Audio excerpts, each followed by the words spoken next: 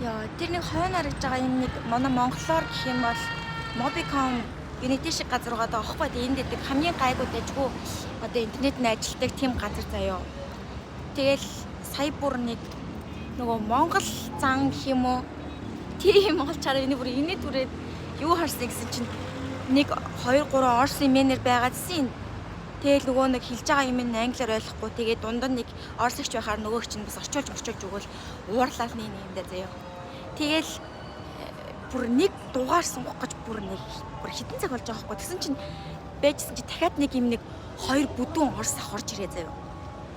Тэнгүүтээ бүр очор дайраад тэгээд нэг хүүхдтэй явж исэн нэг их герман хчтэй бит хоёр бүр ингээ гайхаад урдуур очор дайрангуудаа гэсэн чинь нэг орсогч нь бүр хамгаалангуудаа урдуураа оруулж бичүүлээд тэгээ нөгөө хоёр нь зүгээрний дугаар сунгах гэж байгаа мөсөн чинь бүр 2 сим карт нэмж авч байгаа заяо. Тэгээ би бүр ингээ бодсон чинь эн чинь тэгээ урд хойноос орж исэн юу юм биш үү? Зан чанар юм биш үү гэж би бодогдоод нэг хаан баг дээр урдуур нэг очор дайрлаг хичнэр идчихтэй нэг амир хичнэр. Яг тэр мэдрэмжийг сайн аваад бүр уураад бүр юм хэлгээд тэгэнгүүтээ яг хэлчихсэн чи бодсон чинь амир инээдээс нэгдээ тэгээд нөгөө герман ихчтэй бит хоёр хоорондоо харж инээлтэй. Тэгсэн чи ингээл баг ингээд дугаар сунгахад нэг өсрэл 2 минут болдог. Сая бүр юу вэ?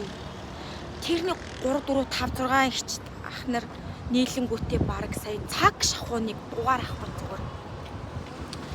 Хамаг цаг аваачлаа. Миний бүр стресс бүр хамаг бүр стресс түлчлээ бүр намайг. Яа.